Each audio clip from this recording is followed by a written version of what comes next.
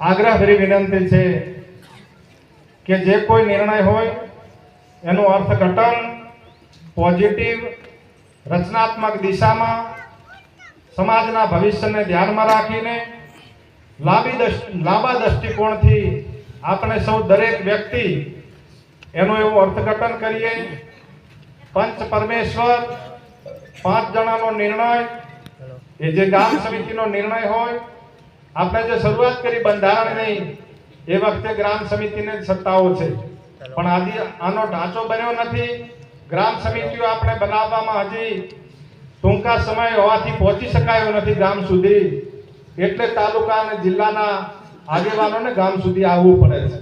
આમાં સાચી વસ્તુ ખરી હકીકત તો ગ્રામ સમિતિ બને, તાલુકા સમિતિ બને, એના પછી જિલ્લા સમિતિ બને, અને જે ગામમાં જે પ્રશ્ન બનતો હોય એનો નિર્ણય ગ્રામ સમિતિઓ જ કાયમી માટે કરવાનો છે. અહીંયા બધા આગેવાનો કહેવાના છે, પણ હવે પછી જ્યારે આવી કોઈ બાબતો બંધારણના વિષયને ધ્યાનમાં લઈને આવશે તો ગ્રામ સમિતિઓએ નિર્ણય કરવો પડશે. અને જરૂર જણાય તો તાલુકાના સમિતિના સભ્યોને જરૂર જણાય તો જ બોલાવવા, અને શક્ય હોય તો જિલ્લાની સમિતિને 3 જિલ્લાની સમિતિને આપણે બિલકુલ ડિસ્ટર્બ નહીં કરીએ, જેથી કરીને આપણા ધારાસભ્યશ્રીઓ હોય, પૂર્વ ધારાસભ્યશ્રીઓ હોય, એમના વિકાસના કામોમાં સમય આપી શકે એવી મારી આગ્રહભરી વિનંતી છે. અને સમાજને 2 હાથ જોડીને વિનંતી છે કે દરેક ગામ પોતાનું ગામ ભેગું કરી અને ગ્રામ સમિતિ બનાવી દે. આવો કોઈ પણ પ્રકારનો બનાવ બને ત્યારે બંધારણનો કે ભંગ થાય ત્યારે ગામે જ નિર્ણય કરવાનો રહેશે. બરાબર છે ને? બરાબર. બોલો સદારામ બાપાની. અહીંયા જે ગ્રામ સમિતિને તાલુકાની જિલ્લાની સમિતિઓએ જે સત્તા આપી હતી એના અનુસંધાને જે નિર્ણય ગ્રામ સમિતિ કરીને આવી છે એ નિર્ણયને આપણે સૌ વધાવીએ છીએ. એની સાથે સાથે મારે ઉલ્લેખ કરવો જોઈએ ભાઈ શ્રી ગબ્બરભાઈ જાબડિયા. એટલા માટે ઉલ્લેખ કરું છું કે ગબ્બરભાઈની ત્યાં જે મીટિંગ બોલાઈ, ત્યાં જે મીટિંગમાં ચર્ચાઓ થઈ અને એમના માટેનો નિર્ણય થયો, એ નિર્ણય અને આ નિર્ણયમાં થોડો ડિફરન્ટ રહેશે. ડિફરન્ટ એટલા માટે, ફેરફાર એટલા માટે કે એમનું જે વલણ હતું એ વલણ સમાજના બંધારણને અલગ રીતે, એમ કે ડીજેનો પ્રસંગ હોય ડીજે વાગવું જ જોઈએ એવું આકરું વલણ હતું. અને ભાઈ શ્રી મગનજીનું વલણ, એમણે અનેક સંદેશાઓ મોકલ્યા, વ્યક્તિગત સંદેશાઓ મોકલ્યા, એમના પરિવાર મારફત સંદેશાઓ મોકલ્યા, કે સમાજ મારફત સંદેશાઓ મોકલ્યા કે સમાજ મારો મા બાપ છે અને સમાજ જે નિર્ણય કરે એવું આવકાર્યું. એટલે આપણે મગનજીનો નિર્ણય એ જે ગામ સમિતિનો નિર્ણય છે એ ભાઈ શ્રી ગબ્બરભાઈ જાબડિયા હોય તો એમને પણ વિનંતી છે, એમના પરિવાર અને જાબડિયા ગામને, કે ભવિષ્યમાં આ સમાજ જે નિર્ણય મગનજીનો થયો છે એ નિર્ણય ને સુસંગત કરવા માટે, આ સમાજમાંથી વિવાદ ટાળવા માટે આ જ રસ્તે આપણે બધા જઈશું. નવા વિવાદો ઊભા નહીં કરીએ. અને ભાઈ શ્રી ગબ્બરભાઈ અને એમનો પરિવાર, એટલે ગબ્બરભાઈ અને 3 વ્યક્તિ સમાજમાં આવવા માંગતા હોય, એમની ઈચ્છા હોય તો સમાજની તાલુકાની સમિતિ, ગ્રામ સમિતિને એમને વિનંતી કરશે તો ચોક્કસ એમની જ્યારે ઈચ્છા હોય, ટૂંક સમયમાં હોય, 1 દિવસમાં હોય, 2 દિવસમાં હોય, અઠવાડિયામાં, કોઈ મહિનામાં હોય, એમને પણ સમાજ સ્વીકારવા માટે તૈયાર છે. આપણે કોઈની બાદબાકી નથી કરવી, સરવાળા કરવા.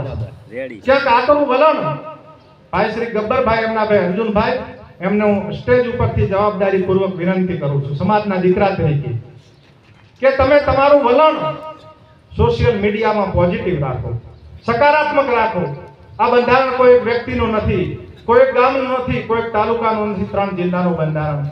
જેટલી જવાબદારી આદરણીય ધારાસભ્ય અમરતજીની છે, નવીનજીની છે, કેશાજીની છે, ચંદનજીની છે, જેટલી જવાબદારી અલ્પેશભાઈની છે, જેટલી જવાબદારી ગેનીબેનની છે, એટલી જવાબદારી ભાઈ ગબ્બરભાઈની છે. એને પાલન કરવું એ ગબ્બરભાઈની ફરજ છે, આપણી બધાની ફરજ છે.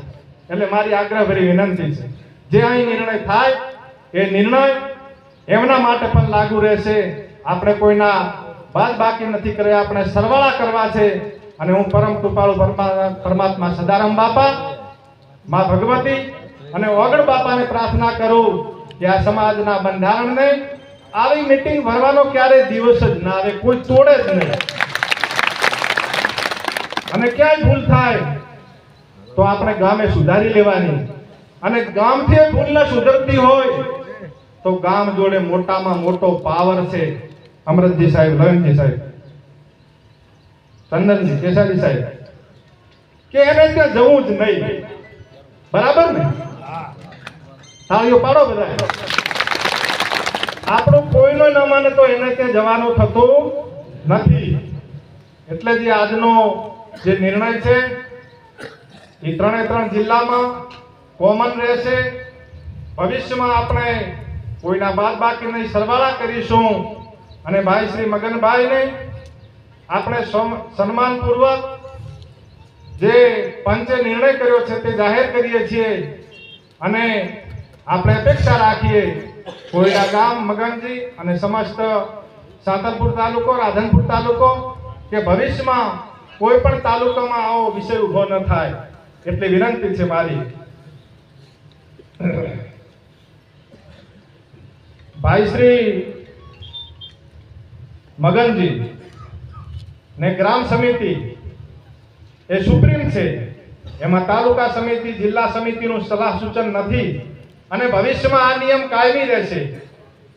એ જાવડિયા ગામનો નિર્ણય પણ ભવિષ્યમાં હશે તો એ જાવડિયા ગામના આગેવાનો નક્કી કરશે કે શું દંડની રકમ કરવી, એ ગામ જ નક્કી કરશે કાયમી માટે. એટલે આ નિર્ણય કોયડા ગામનો છે.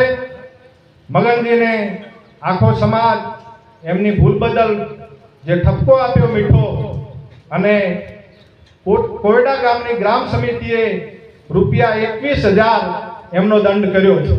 આપણે સૌ તાળીઓથી બધાઈ છે. અને એમને વિનંતી કે ટૂંકમાં એમની વાત મગનજી મૂકશે કે એમના દિલનો શું વિચાર હતો અને કઈ રીતે એમની ભૂલ થઈ છે. મગનજી.